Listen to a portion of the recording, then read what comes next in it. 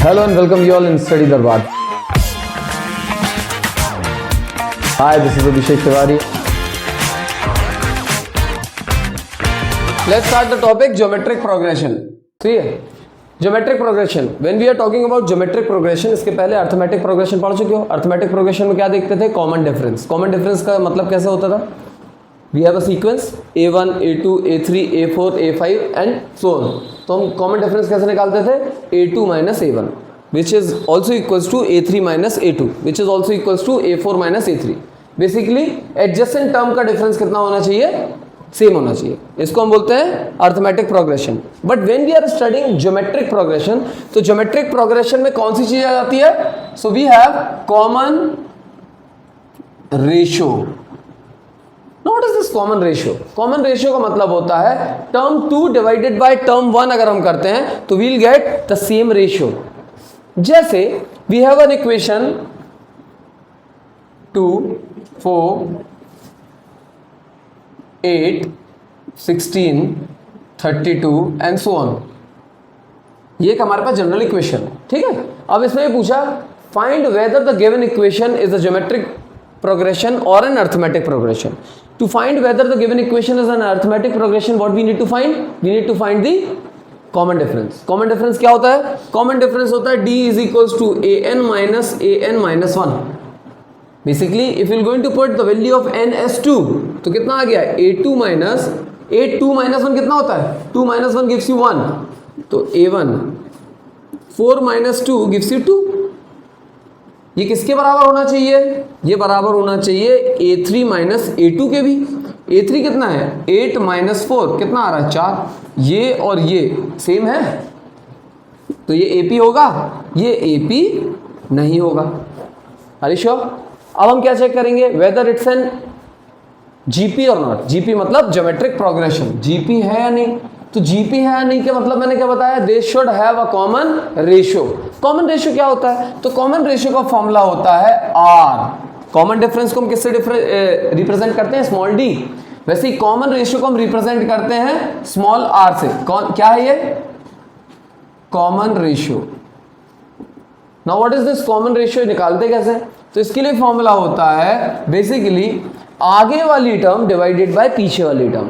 कैसे करेंगे? तो a k plus 1 upon k. Now what is this k? नई चीज आ गई तो अभी मैं बता रहा हूं. ठीक है, तो यहां पे रखो k की वैल्यू अगर आप रख दो लेट्स से 1, तो what will gate? 1 plus 1 a2 upon a1. a2 कितना दिया है? 4/2 गिव्स यू 2. सिमिलरली k की वैल्यू 2 रखो तो A3 अपॉन A2. A3 कितना दिया है? 8 अपॉन 4 कितना है? 2. सिमिलरली A4 अपॉन A3 कितना आया? 16 upon 8 again 2. Similarly A5 upon A4 कितना आया?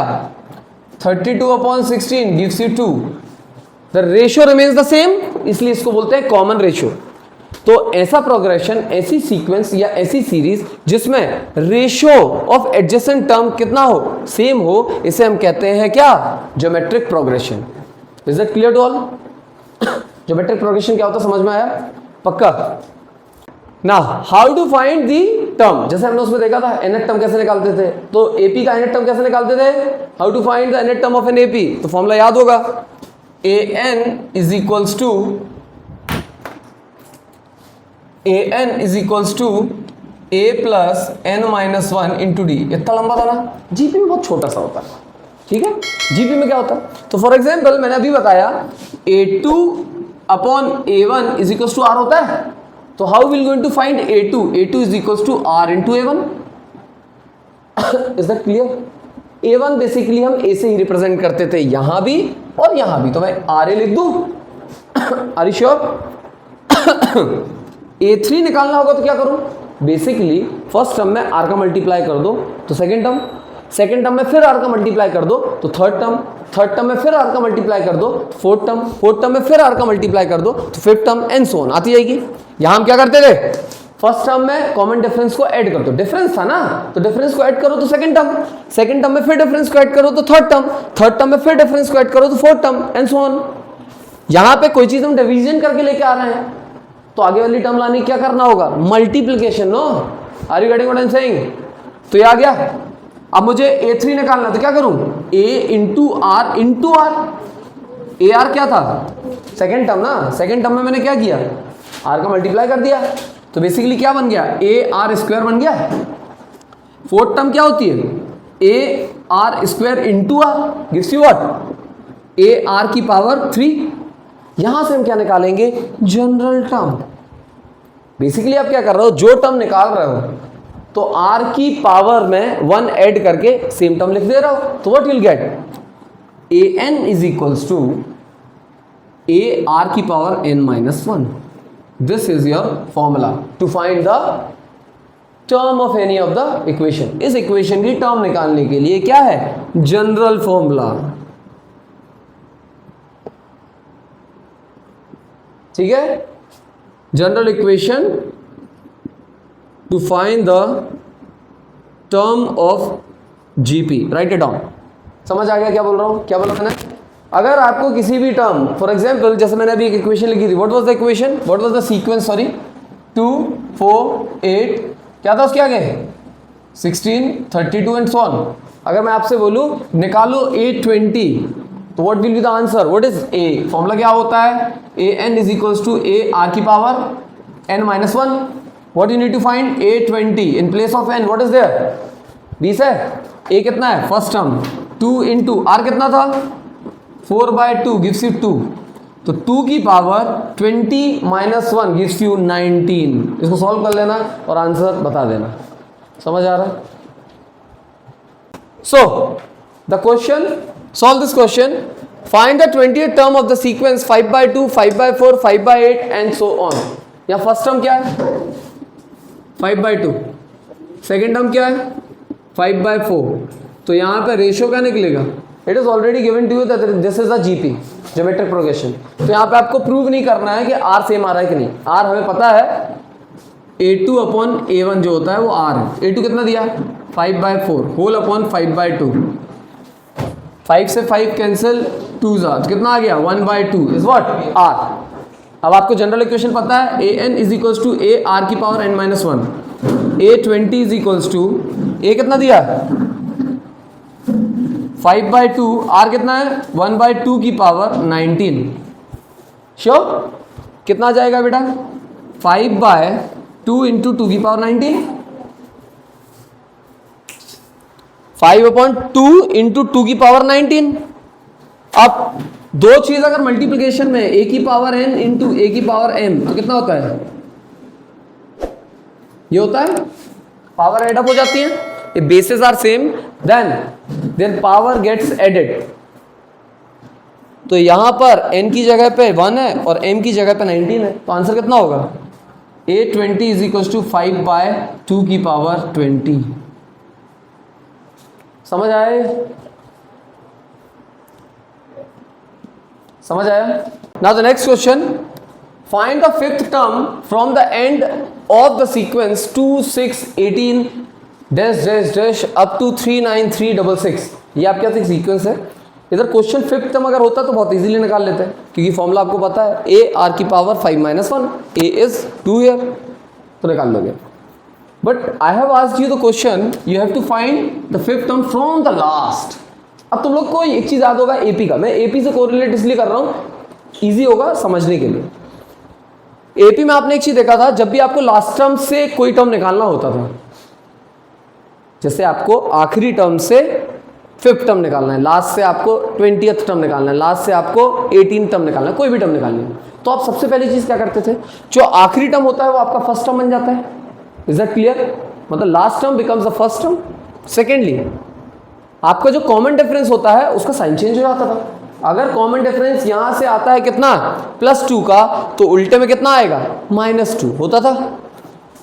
आ जाओ जीपी पे, तो जीपी में ये तो सेम होगा, दैट फर्स्ट टर्म जो आपकी है वो लास्ट टर्म बन जाएगी और लास्ट टर्म आपकी फर्स्ट टर्म बन जाएगी। इधर तो समझ आ गया, मतलब ए आपका कितना आ गया, 39366।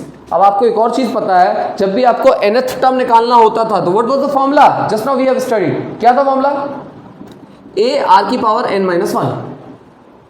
वहां पे आपको याद है फर्स्ट टर्म लास्ट टर्म बन गया, चलो ठीक है। तो यहां पर अगर हमें nth term from the and निकालना है तो इसके लिए सबसे पहले फर्स्ट टर्म क्या बन जाता था, लास्ट टर्म को किससे रिप्रेजेंट करते हैं, L। जो R था ये रेशो है ना, वहां साइन चेंज होता था, यहां पे क्या होगा, रेशो चेंज हो जाएगा।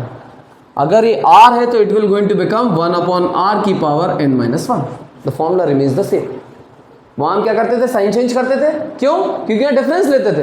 यहां पे हम क्या लेते हैं, रेशो लेते हैं, तो रेशो ही चेंज कर दो, मतलब रेशो को रेसिप्रोकेट कर दो, उल्टा कर दो। तो R की जगह क्या हो जाएगा, 1/r। वैल्यू पुट करो, L is nothing but this 39366 into 1/r कितना है, R निकालना पड़ेगा, 6/2 gives you 3 की power 5-1, how much you'll get, 39366 into 1/3 की पावर 4, 3 की पावर 4 मतलब मैं यहाँ लिख सकता हूँ 39366 into 1/3 into 3 into 3 into 3, cut 13122 कटेगा, अभी कटेगा तो काटो, नहीं कटेगा तो आंसर कितना होगा, काट के देखो कट रहा कि नहीं कट रहा। अगर नहीं कट रहा तो आंसर रिमेन्स द सेम, अगर कट रहा है तो आंसर लिखो जल्दी से, 13122/3 into 3 into 3, 3 से कटेगा, 3 4 जा 12, 1 1 3 3 जा 22 112 कटेगा, 3 4 जा 12, 1 1 3 3 जा 9, 2 बचा 22, 3 7 जा 21, 1 बचा, 3 4 जा 12 अगेन ना, फिर से 3 से कटेगा तो 3 1 जा 3, 1 बचा, 3 4 जा 12, 1 बचा, 3 5 जा 3 8 जा, फिर 3 से काटो, 3 4 जा 12 25, 3 8 जा 1 8 18, 3 6 जा, आंसर कितना आया 486 is the fifth term from the last. समझ आया क्या बोला, it is the fifth term from the last of this geometric progression. तो I hope this is clear to you. इस टाइप के क्वेश्चन सारे के सारे ML अग्रवाल और whichever book you will have, उस बुक से आप क्वेश्चन सॉल्व करेंगे। नेक्स्ट वीडियो हम एक बनाएंगे जिसमें हम सारे क्वेश्चन सॉल्व करेंगे, जीपी के AP के साथ में, ठीक है। तो try to solve exercise number 6.4 of your ML Agarwal, और अगर कोई दूसरी बुक है तो उसकी भी सेम एक्सरसाइज सॉल्व करना। Till then take care.